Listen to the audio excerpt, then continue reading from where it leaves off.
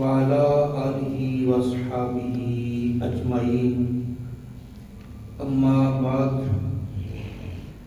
فأعوذ بالله من الشيطان الرجيم بسم الله الرحمن الرحيم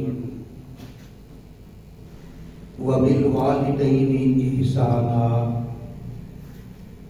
صدق الله مولانا العظيم رسول النبی الامین الکریم ونحن علی ذالک لمن الشاہدین والشاکرین والحمد للہ رب العالمین ان اللہ وملائکتہ یصلون علی النبی یا ایہا الذین آمنوا صلوا علیہ وسلموا تسلیما اللہم صلی علی سیدنا و مولانا محمد وعلی آل سیدنا و مولانا محمد وبارک وسلم علیہ الصلاۃ والسلام علیک یا سیدی یا رسول اللہ وعلی آلک واصحابک یا سیدی یا حبیب اللہ الصلاۃ والسلام علیک یا شفیع المذنبین وعلی آلک واصحابک یا راحت العاشقین۔ گرامی قدر یہ پن کیوں ہلدی تھوڑی یہ پن ہل جاندی ہے۔ معزز سامعین اور حاضرین حضرات، السلام علیکم ورحمۃ اللہ وبرکاتہ۔ پروردگار عالم نے ارشاد فرمایا وَبِالْوَالِدَيْنِ احسانا، والدین کے ساتھ نیکی کرو، والدین کے ساتھ احسان کرو، والدین کے ساتھ نیکی کرو۔ اب یہ اللہ کا حکم ہے۔ نبی پاک علیہ الصلوۃ والسلام نے فرمایا کہ اپنی اولاد کو 3 چیزیں سکھاؤ۔ ادبوا اولادکم علی ثلاث خصال، اپنی اولاد کو 3 چیزیں ضرور سکھاؤ۔ حب نبیکم، اپنے نبی کی محبت، و حب اہل بیت ہی، اپنے نبی کی اہل بیت کی محبت، و قراءۃ القرآن، اور قرآن پڑھنا سکھاؤ۔ اب دیکھیے آپ نے جو فرمایا کہ قرآن پڑھنا سکھاؤ، جب آپ اپنی اولاد کو قرآن پڑھائیں گے، قرآن کو وہ سمجھیں گے بھی، تو پھر یقیناً اس بات کا تو خیال کریں گے وہ آپ کا احترام کریں گے، آپ سے نیکی کریں گے۔ آج ہر بندہ جس کو دیکھ لو وہ کہتا ہے جی کہ میری اولاد فرما بردار نہیں ہے، کیا کریں؟ کبھی کہتا ہے کسی تویز والے کے پاس، دم درود والے کے پاس جاتا ہے جی میری اولاد میرے کہنے پر نہیں ہے۔ اس میں ہمارا بھی تھوڑا سا قصور ہے کہ تم نے اولاد کو دین کی کون سی تعلیم دلوائی؟ چاہیے تو یہ تھا بچہ پیدا ہوا 7 سال کی عمر میں اس کو مکمل نماز آتی، تاکہ فرض ہونے سے پہلے پہلے وہ مکمل اس کو معلومات ہوتی۔ لیکن ہمارے ہاں بچہ 5-6 سال کا ہوتا ہے، اس کو انگلش اسکول میں داخل کروا دیا جاتا ہے، اور وہ بڑی بڑی انگلش کی سمرے یاد کر لیتا ہے، twinkle twinkle little star, how I wonder what you are. اچھا یہ اس کو یاد ہے، سبحانک اللہ یاد نہیں ہے۔ یہ اس کو یاد ہے، دعائے قنوت یاد نہیں، جنازے کی دعا یاد نہیں۔ اور پھر یہ تو بات ہے نا اس کی، اور پھر اگلی بات جو تمہارے ساتھ معاملہ ہوتا ہے، چونکہ آپ نے اپنے بچوں کو دینی تعلیم دلوائی نہیں، دینی تعلیم کو آپ نے معمولی سمجھا، اس کا نقصان اور اس کا احساس آپ کو اس وقت ہوتا ہے جب آپ بوڑھے ہو جاتے ہیں۔ جب آپ بوڑھے ہوتے ہیں، والدین اس قابل ہوتے ہیں، آج اسپیکر تھوڑا صحیح نہیں چل رہا، آواز کٹی کٹی ہے نہیں، والدین بوڑھے ہوتے ہیں تو وہ اس قابل ہوتے ہیں کہ ان کے ساتھ محبت اور پیار کے ساتھ، الفت کے ساتھ بات کی جائے، لیکن جو اولاد ہے اس سے بات کرتی ہے تو اچھے لفظوں سے نہیں کرتی، نرم لہجہ اختیار نہیں کرتی۔ اولاد اس لیے جب اولاد اچھا بیہیور نہیں رکھتی تو ماں باپ اس وقت پریشان ہوتا ہے، کہتے ہیں اس کو پالا تو اس لیے تھا، یہ بڑھاپے میں میرا سہارا بنے گا، یہی خوشی ہوتی ہے تمہیں اور کیا ہوتی ہے۔ لیکن اب ہم بوڑھے ہو گئے، یہ پوچھتا ہی نہیں، جب دوستوں میں بیٹھتا ہے تو بڑا خوش ہے، یوں ہی گھر میں داخل ہوا، نہ ماں کو سیدھے منہ بلاتا ہے نہ والد کو سیدھے منہ بلاتا ہے۔ اب والدین پریشان ہو گئے، اب کیا کریں، اب ہو کچھ نہیں سکتا، اس لیے کہ آپ نے اس کی تربیت نہیں کی۔ بہرحال یہ تو والدین کی ذمہ داری ہے، ہمارا کام ہے مسئلہ بتانا۔ ہمارے سیدی و سندی حضور قبلہ مفتی محمد امین صاحب رحمۃ اللہ علیہ، مصنف آب کوثر اور مصنف کتب کثیرہ، آپ فرماتے ہیں کہ جب میں جنگ بازار میں تھا، وہاں فتویٰ دیا کرتا تھا، محدث اعظم پاکستان رحمۃ اللہ علیہ نے ڈیوٹی لگائی تھی، تو کہتے ہیں ایک ذمہ دار میرے پاس فتویٰ لینے آیا، کہنے لگا جی کیا وراثت آدمی اپنی زندگی میں تقسیم کر سکتا ہے؟ تو میں نے کہا کہ وراثت تو اس کو کہتے ہیں جو آدمی کے فوت ہونے کے بعد اس کی جائیداد تقسیم ہوتی ہے، وہ وراثت ہوتی ہے۔ اپنی زندگی میں جو ہوتی ہے اس کو وراثت تو نہیں کہتے، وراثت اس کو کہتے ہیں جو وارثوں کو حصہ ملتا ہے۔ تو میں نے کہا آپ کو یہ فتویٰ لینے کی ضرورت کیوں پیش آئی؟ وہ کہنے لگا میرا ایک بیٹا ہے، آدھا مربع زمین کا بیچ کر میں نے اس کو انگلینڈ میں پڑھایا، اب وہ کہتا ہے کہ باقی بھائیوں کو حصہ دینے کی بجائے وہ بھی بیچ کر مجھے دے دو، وہ مجھے مجبور بھی کرتا ہے، دھمکیاں بھی لگاتا ہے۔ تو فرمانے لگے، میں نے کہا چودھری صاحب اگر اسی بیٹے کو تو نے دین پڑھایا ہوتا تو کم از کم یوں تو نہ ہوتا، آدھا مربع بیچ کر تو نے انگلینڈ میں اس کو تعلیم دلوائی، کاش اسی بیٹے کو کبھی مسجد میں بھیجا ہوتا، اسی بیٹے کو کسی دینی مدرسے میں مکمل نہیں تو 1-2 سال ہی بھیجا ہوتا، اس کو یہ تو پتہ چلتا ماں کی قدر کیا ہے، باپ کی قدر کیا ہے، وہ تمہیں دھمکیاں تو نہ دیتا۔ تو بہرحال ہم لوگ اتنی حدیں کراس کر جاتے ہیں۔ کراچی میں بھی بنا ہوا ہے، بڑے بڑے ملکوں میں، بڑے بڑے شہروں میں وہ ایک سینٹر بنا ہوا ہے جسے اولڈ سینٹر کہتے ہیں، کہ جو اپنے بوڑھے والدین کو سنبھال نہیں سکتا وہ یہاں جمع کرا جائے، یا جس کی اولاد نہیں ہے وہ بوڑھا ہے، اس کو سنبھالنے والا کوئی نہیں، وہ وہاں چلا جاتا ہے۔ یہ عیدی سینٹر والوں نے بھی بنایا ہوا ہے کراچی میں۔ میں عیدی سینٹر والوں کا جو موجودہ ہے نا، پتہ نہیں کیا ہے نام اس کا، وہ انٹرویو دے رہا تھا، میں نے اس کا انٹرویو سنا۔ وہ انٹرویو دیتے ہوئے اینکر سوال کرتا ہے، کہتا ہے جی کوئی اپنی عجیب بات بتاؤ جسے تمہیں عجیب محسوس ہوئی ہو، جو بات تمہیں بڑی عجیب محسوس ہوئی ہو۔ کہنے لگا جی عجیب باتیں اور بھی ہیں لیکن ایک بات ایسی ہے کہ جو بڑی محسوس ہوئی۔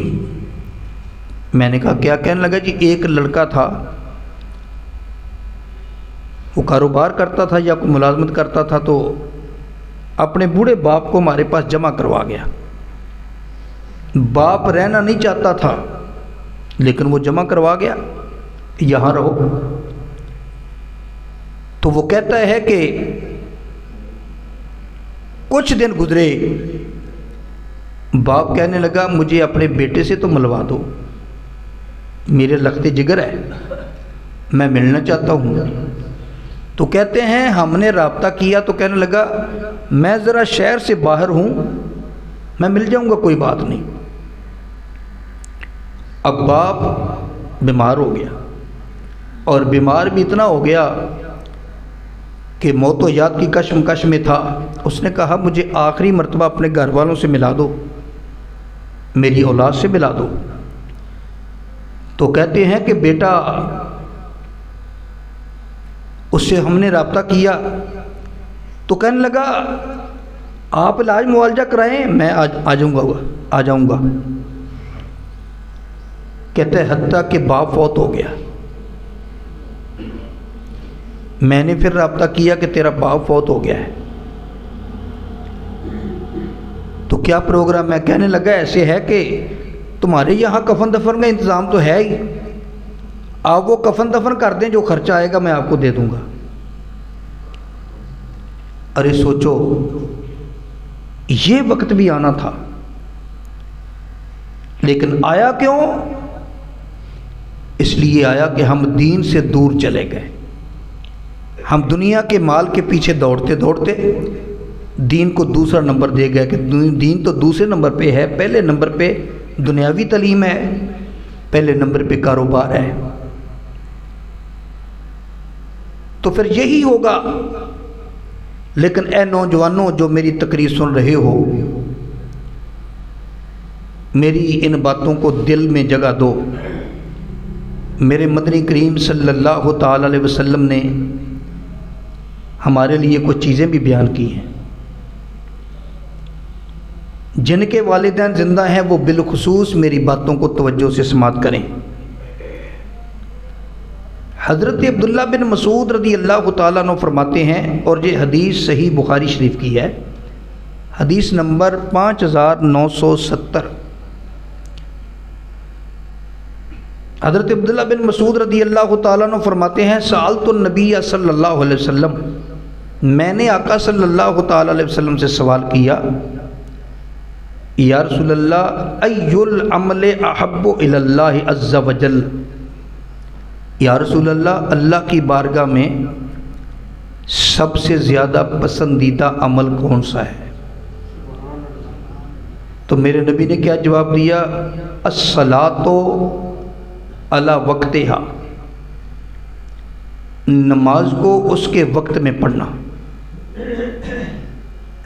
قال ثم ایون، میں نے پوچھا پھر کیا؟ فرمایا ثم بر الوالدین، اپنے والدین سے نیکی کرنا۔ پھر میں نے کہا ثم ایون، پھر کون سا؟ فرمایا الجہاد فی سبیل اللہ، اللہ کی راہ میں جہاد کرنا۔ اب یہ حدیث بخاری کی ہے، بخاری شریف میں ہے۔ آقا علیہ الصلوۃ والسلام سے جب پوچھا گیا کہ اللہ کو سب سے پسندیدہ عمل کون سا ہے، تو فرمایا نماز وقت پہ پڑھنا، والدین کے ساتھ اچھا سلوک کرنا، اور جہاد فی سبیل اللہ کرنا۔ پہلے نمبر پہ نماز ہے، پھر والدین کی ساتھ حسن سلوک ہے۔ اب ایک آدمی نماز بھی پڑھتا ہے، روزہ بھی رکھتا ہے، حج بھی کرتا ہے، زکوٰۃ بھی دیتا ہے، حتیٰ کہ وہ تبلیغ بھی کرتا ہے، نماز بھی پڑھاتا ہے، قرآن کا حافظ بھی ہو، شیخ الحدیث بھی ہو، لیکن ماں پیو کا وہ احترام نہیں کرتا، ماں پیو سے اچھا سلوک نہیں کرتا، جنت تو بڑی دور کی بات ہے، جنت کی وہ ہوا بھی نہیں سونگھ سکتا۔ یہ بات ذہن میں رکھو۔ کہیں کسی مغالطے میں نہ رہ جانا۔ تم سمجھتے ہو میرے کھاتے میں اتنی نیکیاں ہیں، اتنی نیکیاں ہیں، لیکن والدین کو ناراضگی کا جو بلڈوزر ہے نا، جب وہ چلتا ہے تیری نیکیوں کا پتہ ہی نہیں چلتا کدھر گئی، پتہ نہیں چلے گا۔ اب دیکھیں قرآن میں اللہ فرماتا ہے جب یہ بوڑھے ہو جائیں نا، جب والدین بوڑھا ہو جاتا ہے، جب انسان بوڑھا ہوتا ہے نا، تو اس کا دماغ دوبارہ واپس بچوں کی طرح ہو جاتا ہے۔ وہ بعض باتیں ایسی بھی کرتا ہے جو تمہیں ناگوار گزرتی ہے۔ تو اللہ فرماتا ہے جب والدین بوڑھے ہو جائیں، یہ تمہیں جو مرضی کہتے رہیں، لا تقل لہما اف ولا تنہرہما، اللہ فرماتا ہے تمہیں اس کے سامنے اف کہنے کی بھی اجازت نہیں۔ گالی دینا بڑی دور کی بات ہے، اونچا بولنا ماں باپ کے سامنے یہ بڑی دور کی بات ہے، اور ماں باپ کے آگے ہاتھ اٹھانا یہ تو سب سے دور کی بات ہے۔ اللہ تو اس بات کی بھی اجازت نہیں دے رہا، یہ قرآن ہے، کوئی قصہ کہانی نہیں۔ لا تقل لہما اف ولا تنہرہما، اللہ فرماتا ہے ماں باپ بوڑھے ہو جائیں، وہ تمہیں جو مرضی کہتے رہیں، تمہیں یہ بھی اجازت نہیں کہ تو ان کے سامنے اف کہہ دے۔ حالانکہ اف کوئی اتنا سخت لفظ نہیں ہے، بہت ہلکا سا لفظ ہے، بلکہ مفسرین فرماتے ہیں اگر اف سے بھی کوئی ہلکا ہوتا تو اللہ پھر وہ فرماتا۔ اور جن کے سامنے اف کہنے کی اجازت بھی اللہ نہیں دیتا، ان کے سامنے تم اونچی بولتے ہو،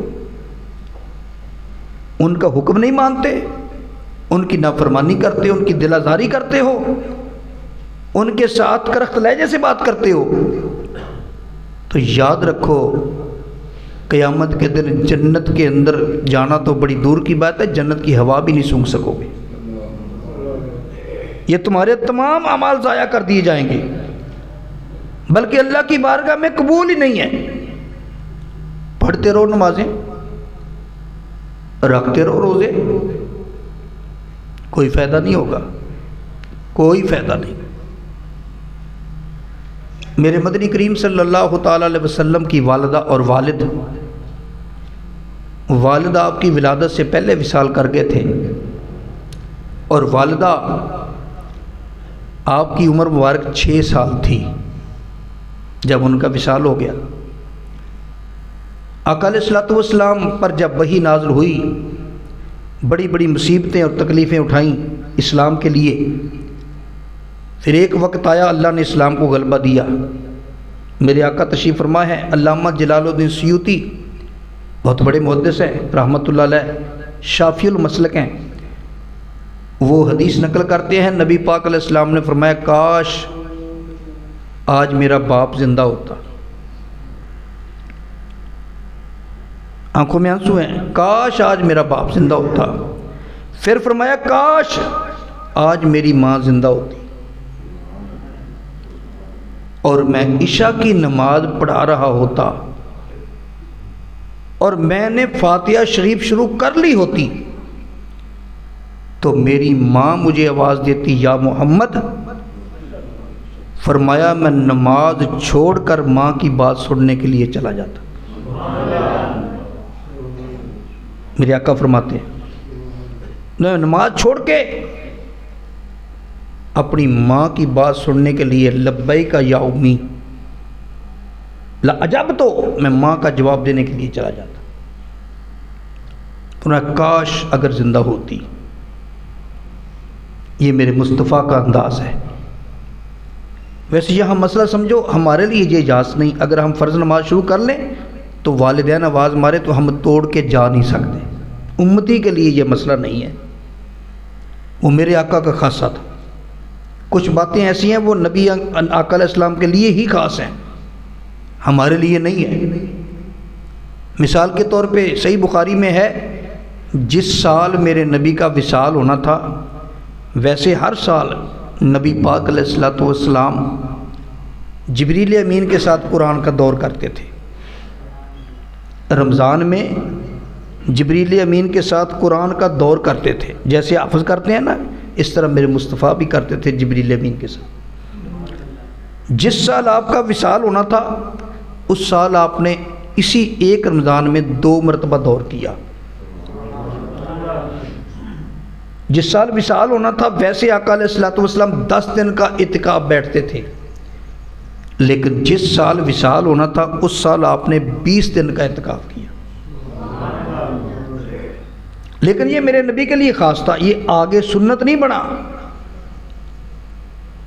آگے نہیں چلا، آگے وہی 10 دن کا ہی آج بھی، صحابہ کرام بھی 10 دن کا ہی بیٹھتے رہے۔ اگر یہ بطور سنت عمل آگے چلتا تو پھر صحابہ بھی 20 دن کا کرتے، لیکن صحابہ 10 دن کا کرتے تھے، نفلی خواہ پورے مہینے کا کر لو، وہ آپ کی مرضی ہے۔ آج کوئی 20 دن کا کرنا چاہے تو کر سکتا ہے، لیکن نفلی ہوگا، سنت وہی 10 دن کا ہے۔ تو بہرحال اسی طرح اب وہ آگے نہیں چلا، اس لیے نبی علیہ السلام کے لیے تھا، ہمیں حکم نہیں دیا، آگے وہ سنت نہیں بنا۔ اسی طرح حضرت ابو امامہ رضی اللہ تعالیٰ عنہ روایت کرتے ہیں، ابن ماجہ شریف کی حدیث ہے، فرماتے ہیں ان رجلا قال یا رسول اللہ صلی اللہ علیہ وسلم ما حق الوالدین علی ولدہما، یا رسول اللہ والدین کا اپنی اولاد پر کتنا حق ہے؟ قال ہما جنتوں کا و ناروں کا، وہ دونوں تیرے لیے جنت بھی ہیں، تیرے لیے جہنم بھی ہیں۔ یہ کیا مطلب؟ لوگ کہیں گے جی یہ کیا ہوا، وہ جنت بھی ہیں جہنم بھی ہیں، ایک ہی ہستی وہ جنت بھی بن سکتی ہے وہ جہنم بھی بن جائے، یہ کیسے؟ یہ بڑی سادہ سی بات ہے۔ بارش ہے نا، بارش جب یہ برستی ہے ایک جیسی برستی ہے، پانی ایک جیسا ہی ہوتا ہے، آگے کیٹیگریاں ہیں، یہی بارش جب زرخیز زمین پر پڑتی ہے تو سبزہ اگتا ہے، جب کلر زمین پر پڑتی ہے تو کچھ نہیں اگتا، یہی بارش جب گندگی کے ڈھیر پہ پڑتی ہے تو بدبو پھیلتی ہے اور کچھ نہیں ہوتا۔ اب قصور بارش کا تو نہیں، بارش تو وہی ہے، یہ ظرف ہے اپنا اپنا، زرخیز زمین کا ظرف تھا، اس نے فائدہ لیا، سبزہ اگا دیا، کلر کے اندر اگانے کی طاقت نہیں تھی، نہیں اگ سکا، گندگی کے ڈھیر سے پر گندگی تھی، وہ گندگی اور پھیل گئی، بارش تو ایک ہی ہے۔ تو اسی طرح والدین ایک ہی ہیں، اگر ان کی خدمت کرو گے، ان کو خوش رکھو گے تو جنت مل جائے گی، اگر ان کو تنگ کرو گے تو جہنم مل جائے گی۔ آقا علیہ الصلوۃ والسلام سے جامع ترمذی کی حدیث ہے، ایک صحابی آ گئے، یا رسول اللہ انی اصبت ذنبا عظیما فہل لی من توبۃ، یا رسول اللہ مجھ سے ایک غلطی ہو گئی، ایک گناہ ہو گیا، میں کیا کروں؟ فرمایا حل لک من ام، تیری ماں زندہ ہے؟ قال لا، آقا ماں تو زندہ نہیں، فرمایا فحل لک من خالۃ، ماں کی مشیرہ زندہ ہے؟ آقا وہ تو زندہ ہے، فرمایا جا اس کو جا کے راضی کر لے، تیری غلطی معاف ہو جائے گی۔ حضرت جابر رضی اللہ تعالیٰ عنہ روایت کرتے ہیں، نبی پاک علیہ الصلوۃ والسلام نے فرمایا 3 چیزیں ہوں، جس میں 3 چیزیں ہوں، ادخلہ اللہ الجنہ، اللہ اس آدمی کو جنت میں داخل کرے گا۔ یا رسول اللہ وہ کیا کیا؟ فرمایا رفق بالضعیف، کمزور کے ساتھ نرمی کرنا، والشفقۃ علی الوالدین،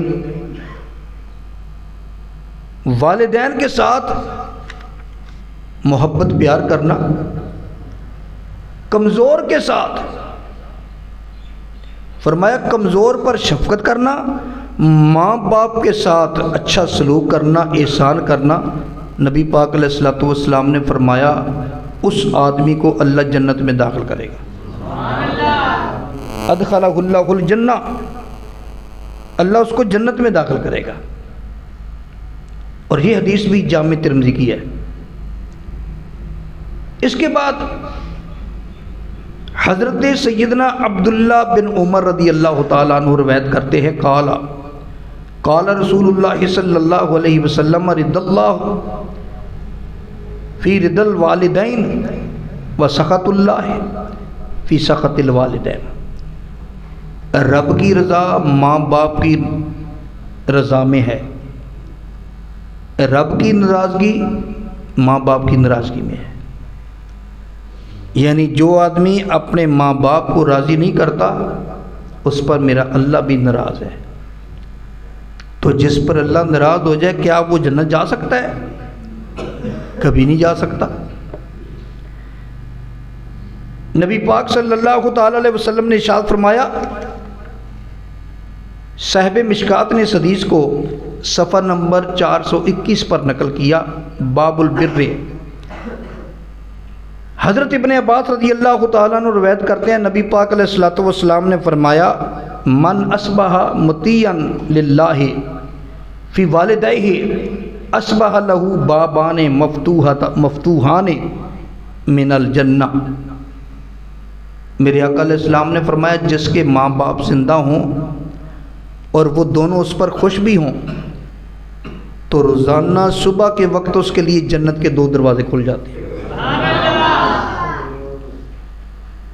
فرمایا اگر ایک زندہ ہو تو پھر ایک دروازہ کھلتا ہے،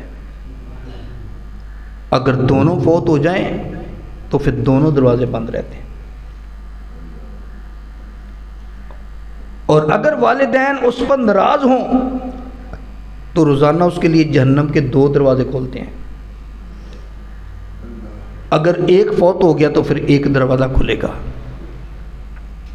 یعنی یہ جنت اور جہنم کے دروازے کھلنے میں پروردگار عالم نے اس کو معلق کر دیا والدین کے ساتھ۔ وبالوالدین احسانہ کی تفسیر میں علامہ جلال الدین سیوطی رحمۃ اللہ علیہ تفسیر در منصور میں حضرت سیدنا انس رضی اللہ تعالیٰ عنہ سے حدیث لائے ہیں۔ حضرت انس رضی اللہ تعالیٰ عنہ روایت کرتے ہیں، قال رسول اللہ صلی اللہ علیہ وسلم، من احب ان یمد اللہ فی عمرہ و یزید فی رزقہ فلیبر والدیہ ولیصل رحمہ۔ نبی پاک علیہ الصلوۃ والسلام نے فرمایا، آج ہر بندہ چاہتا ہے کہ میرے پاس وسیع رزق آ جائے، میری عمر لمبی ہو جائے۔ میرے آقا علیہ السلام نے فرمایا، جو چاہتا ہے میری عمر لمبی ہو، میرے رزق میں برکت ہو جائے، تو آج تم کلیے تلاش کرتے ہو، یہ کرو وہ کرو، جو کلیہ میرے مصطفیٰ نے دیا ہے وہ یہ ہے۔ آج تم کوئی کسی سے مشورہ کرتا ہے، کوئی کسی سے مشورہ کرتا ہے، جی میں کیا کام کروں جس سے میرے پاس پیسے زیادہ آ جائیں، رزق زیادہ ہو جائے، تو کسی کو کوئی مشورہ دیتا ہے، کوئی مشورہ دیتا ہے۔ وہ ایک لہسن چلا تھا، کہتے یہ لگا لو اس میں بڑے پیسے ہیں، کوئی کہتا ہے جی گندم کا یہ بیج لگا لو اس میں بڑے پیسے بچیں گے۔ لوگ طرح طرح کے مشورے دیتے ہیں، تمہیں میرے مصطفیٰ کا مشورہ کیوں نہیں منظور؟ میرے آقا علیہ السلام نے فرمایا، جو یہ چاہتا ہے عمر میں برکت ہو، رزق وسیع ہو جائے، وہ اپنے ماں باپ کے ساتھ اچھا سلوک کرے۔ اب کتنا مشکل کام ہے یہ۔ اور مشکات شریف میں اور حدیث کی دیگر کتابوں میں یہ حدیث موجود ہے۔ حضرت ابن عباس رضی اللہ تعالیٰ عنہ فرماتے ہیں، ان رسول اللہ صلی اللہ علیہ وسلم قال، نبی پاک علیہ السلام نے فرمایا، ما من ولد بار ینظر الی الوالدیہ نظرۃ رحمت الا کتب اللہ لہ بکل نظرۃ حجۃ مبرورہ۔ فرمایا جو اولاد، جو بیٹا اپنے والدین کی طرف ایک مرتبہ نظر رحمت سے دیکھے تو اللہ تعالیٰ اس کو مقبول حج کا ثواب دیتا ہے۔ اللہ تعالیٰ اس کو مقبول حج کا ثواب دیتا ہے۔ کسی نے کہا وَإِن نَظَرَ كُلَّ يَوْمٍ مِئَةَ مَرَّةٍ، ایک صحابی عرض کرنے لگے یا رسول اللہ اگر کوئی ایک ہی دن میں 100 مرتبہ دیکھ لے. یہ صحابی نے بہت بڑی بات کی کہ اگر 100 مرتبہ دیکھ لے. آپ نے فرمایا کہ اگر ایک طرف ماں باپ کی طرف آدمی خوش ہو کے دیکھ لے، نہ کچھ لیا نہ کچھ دیا، وہ اپنے دھیان بیٹھے ہیں، بیٹا باہر سے آیا تو خوش ہو کے دونوں کی زیارت کر لے، تو ایک مبرور حج کا ثواب. حج مبرور اس حج کو کہتے ہیں جس کی قبولیت میں شک نہ ہو. فرمایا ایک مبرور حج کا ثواب. عقب ان نظر کل یوم 100 مرہ، اگر کوئی 100 مرتبہ دیکھ لے تو پھر 100 کا ثواب ملے گا. قال نعم اللہ اکبر و اطیب. فرمایا ہاں اللہ تو اس سے بھی بہت بڑا ہے، اللہ اس سے بھی بہت پاک ہے. یعنی تو نے تو بات کی ہے نا کہ 100 مرتبہ دیکھ لے، اگر کوئی 100 سے زیادہ مرتبہ دیکھے تو اللہ اس کو 100 سے زیادہ مرتبہ حج کا ثواب بھی دے سکتا ہے.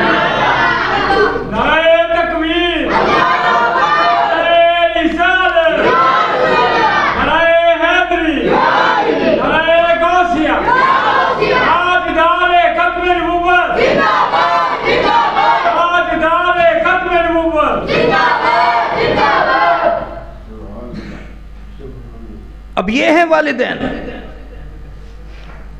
نبی پاک علیہ السلام نے والدین کی الگ الگ بھی شان بیان کی، دونوں کی اکٹھے بھی بیان کی. اب یہ دونوں کی جمع بیان کی. اور حدیثیں بھی ہیں، میں نے اختصاراً چند ایک عرض کر دی ہیں. اور یہاں تک ماں کی شان ہے.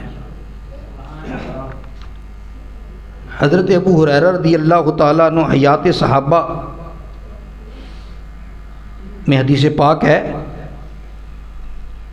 کہ جلد 2 صفحہ 767، حضرت ابو ہریرہ ابو امامہ رضی اللہ تعالیٰ عنہ فرماتے ہیں نبی پاک علیہ السلام نے فرمایا اس بستی میں جانا ہے جہاں لوگ ظلم کر رہے ہیں، یعنی خیبر جانا ہے.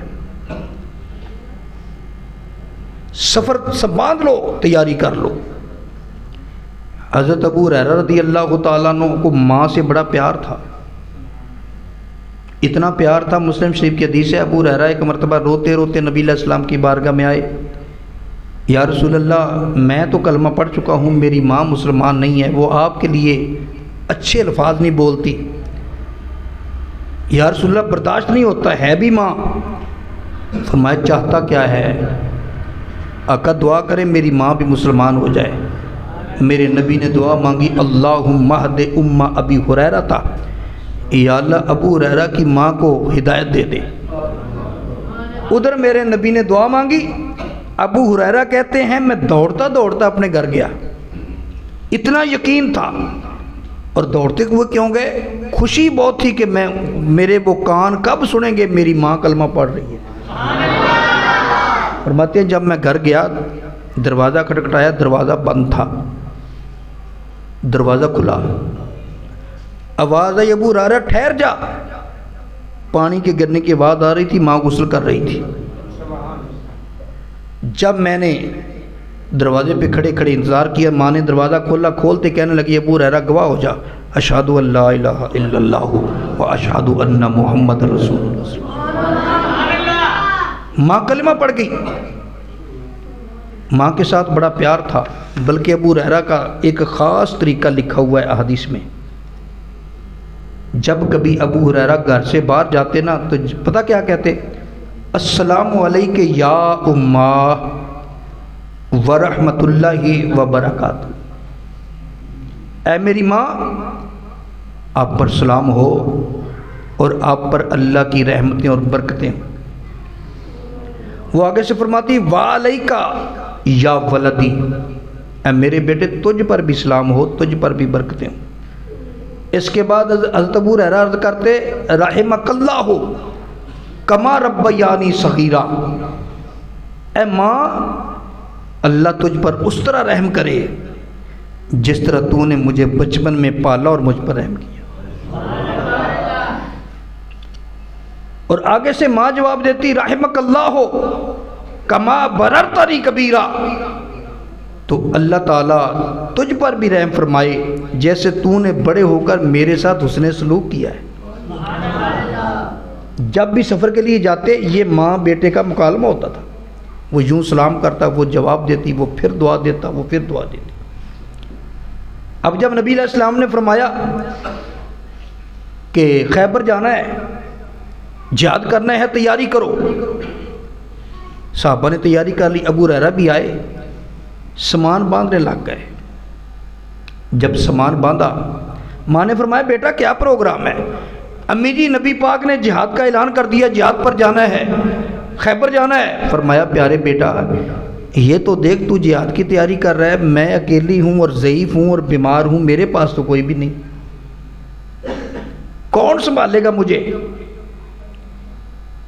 بیٹی ابو ہریرہ کہتے ہیں ماں جی بالکل ٹھیک ہے، مجھے آپ سے بڑی محبت ہے اور آپ کی بھی مجھ پر بڑی شفقت ہے، لیکن یہاں اللہ کے رسول کا حکم آ جائے ماں باپ بہت پیچھے رہ جاتے ہیں، میں نے جہاد پہ جانا ہے۔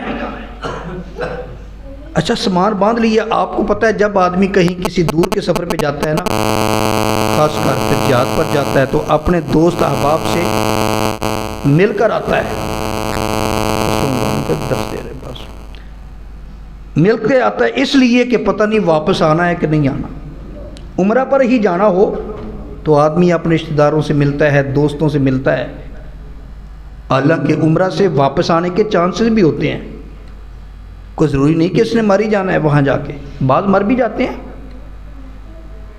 اگر واپس آ جائے تو اس سے بہتر ہے، وہاں مر جائے تو اس سے بہتر ہے، اس لیے کہ نبی پاک علیہ السلام نے فرمایا تم میں سے جو کوئی مکہ شریف میں یا مدینہ شریف میں مر سکے وہ مر جائے، جو مکہ شریف یا مدینہ شریف میں مر جائے میں قیامت کے دن اس کی شفاعت کروں گا۔ اچھا ملتا ہے تو ابو ہریرہ بھی اپنے یاروں دوستوں کو ملنے چلے گئے۔ ماں نے موقع غنیمت جانا، نبی علیہ السلام کی بارگاہ میں چلے گئی، یا رسول اللہ میں نے ابو ہریرہ کو بڑا روکا، وہ رکا نہیں، میں نے اپنے دودھ کا بھی واسطہ دیا کہ جو تجھے دودھ پلایا اس کا واسطہ نہ جا، لیکن وہ کہتا ہے میں نے جانا ہی جانا ہے۔ نبی پاک علیہ السلام نے فرمایا تم واپس چلے جاؤ، میں بات کر لوں گا۔ اب ابو ہریرہ مل ملا کے نبی پاک علیہ السلام کے پاس آئے، تو جب آ کے نبی پاک علیہ السلام کی خدمت میں سلام پیش کیا نا، السلام علیکم، آقا علیہ السلام نے یوں کر کے چہرہ انور پھیر لیا۔ جب میرے نبی چہرہ انور پھیر لینا اس کا مطلب یہ ہوتا تھا کہ آقا علیہ السلام اس سے کسی وجہ سے ناراض ہیں، یہ ایک انڈیکیٹر ہوتا تھا، اشارہ ہوتا تھا۔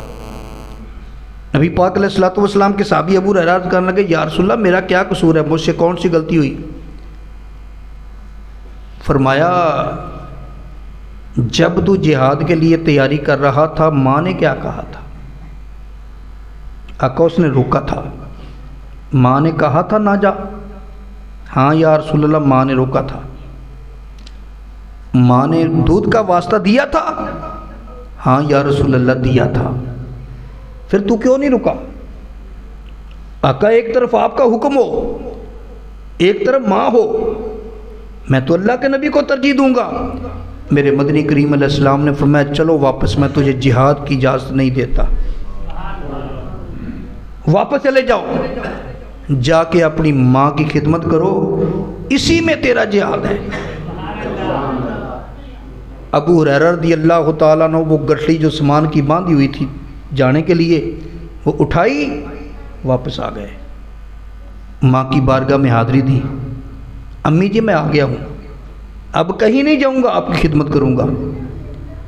ابو ہریرہ رضی اللہ تعالیٰ عنہ فرماتے ہیں اس دن کے بعد میری ماں 2 سال زندہ رہی، میں 2 سال کہیں نہیں گیا، کوئی سفر نہیں کیا، ماں کی بارگاہ میں رہا، ماں کے وصال کے بعد سفر کیا، ورنہ میں ماں کی خدمت کرتا رہا۔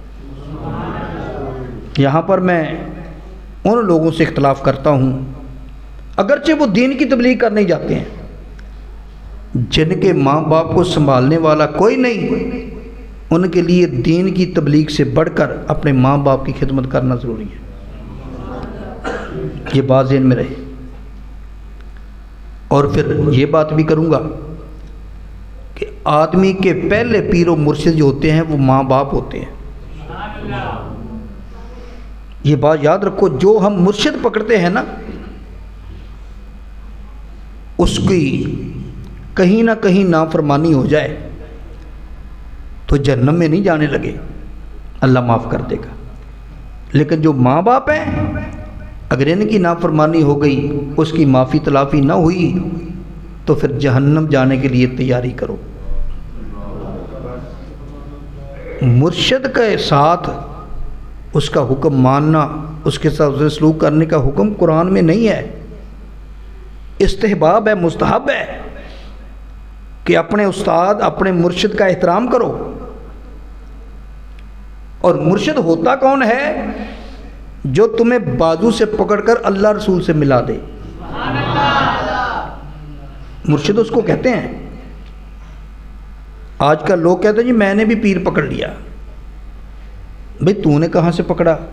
وہ فلاں کے گھر آتا جاتا تھا، میں نے سوچا چلو ان کے آتا ہی ہے تو میں نے بھی پکڑ لیا. ایسے پیر پکڑا جاتا ہے؟ ایسے بیعت کی جاتی ہے؟ یہ ٹھیک ہے، بیعت کرنا مستحب عمل ہے، صحابہ بھی نبی پاک علیہ السلام کی مختلف موقعوں پر بیعت کرتے تھے. یہ انشاءاللہ کبھی الگ ٹاپک رکھیں گے تصوف کے حوالے سے. لیکن ایک بات یاد رکھو، کسی کے ہاتھوں میں ہاتھ دینے کا مطلب یہ ہوتا ہے، بیعت کا مطلب ہوتا ہے اپنے آپ کو بیچ دینا. کیا مطلب؟ آج کے بعد یہ میری رہنمائی کرے گا. اگر وہ رہنمائی کرنے والا رہنمائی صحیح نہیں کرتا، تمہیں نماز کا حکم نہیں دیتا اور خود بھی نہیں پڑھتا، اس کا کیا فائدہ؟ پھر تمہیں ماں باپ کا ادب کرنے کی بجائے، ماں باپ کی خدمت کرنے کی بجائے کہتا ہے میری کر. اسے پیر نہیں کہتے. جو پیر کامل ہوتا ہے نا وہ کہتا ہے اپنے ماں باپ کی خدمت جا کے کر، ماں باپ کی خدمت کر، اس میں تیرے لیے بھلائی ہے. حضرت سیدنا امام زین العابدین رضی اللہ تعالیٰ عنہ، آپ سے کسی نے کہا کہ آپ اپنی والدہ کا احترام تو بڑا کرتے ہیں لیکن آپ ان کے ساتھ بیٹھ کر کھانا نہیں کھاتے، نیکی بہت کرتے ہیں. امام زین العابدین حضرت امام حسین کے صاحبزادے مولا علی کے پوتے بیمار کربلا، کسی نے کہا ماں کے ساتھ نیکی بہت کرتا ہے، احترام بہت کرتا ہے، اس کے ساتھ کھانا کیوں نہیں کھاتا؟ ان کی خواہش ہوتی ہے میرے ساتھ بیٹھ کر کھانا کھائے. کہنے لگے اس لیے نہیں کھاتا، کھانا کھاتے ہوئے کہیں ماں سے پہلے میں لقمہ نہ اٹھا لوں، ماں سے پہلے کہیں لقمہ نہ اٹھا لوں. ان لوگوں نے قدر کی ہے اپنے ماں باپ کی. عمدۃ القاری شرح صحیح بخاری، محدث امام بدر الدین عینی رحمۃ اللہ علیہ حدیث لائے ہیں، جز 22 ہے، صفحہ 82 ہے، مطبوعہ بیروت ہے. عرض کرتے ہیں نبی پاک علیہ السلام کی بارگاہ میں ایک صحابی آیا، یا رسول اللہ میں نے منت مانی تھی میرا فلاں کام ہو جائے، فلاں جنگ سے فتح ہو جائے تو میں خانہ کعبہ کی چوکھٹ چوموں گا. اکا کام تو ہو گیا لیکن میں سفر نہیں کر سکتا کیونکہ میں مدینہ شریف میں ہوں، کعبہ شریف مکہ شریف میں ہے، وہ 400 میل بنتا ہے غالباً، 450 میل یا 400 کلومیٹر بنتا ہے، تو میں سفر نہیں کر سکتا. اس وقت یہ گاڑیاں نہیں تھیں، موٹر کار نہیں تھی، جہاز نہیں تھے، پہیہ ایجاد نہیں ہوا تھا، تو اس لیے سفر کرنا بھی مشکل ہوتا تھا بیمار آدمی کے لیے. میں جا نہیں سکتا. فرمایا گھر جا سکتا ہے؟ آقا گھر جا سکتا ہوں. فرمایا جا گھر چلا جا، جا کے اپنی ماں کے قدموں کو بوسہ دے دے، تیری منت پوری ہو جائے گی. کہاں خانہ کعبہ شریف کی چوکھٹ کو چومنا اور کہاں ماں کے قدموں کو چومنا. یہ نہ سمجھ لینا کہ چومنا شرک ہے، یہ انشاءاللہ شرک کے موضوع پر آئے گی بات، اس کی وضاحت میں کروں گا. فرمایا جا جا کے اپنی ماں کے قدموں کا قدم چوم لے، تیری منت پوری ہو جائے گی.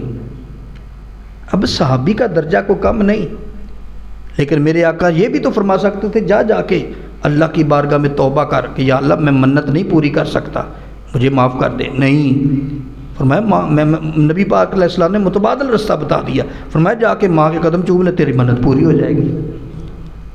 تو میرے بھائی، میرے پاس تو کافی احادیث، یہ میں نے کافی حدیثیں جمع کی ہوئی ہیں۔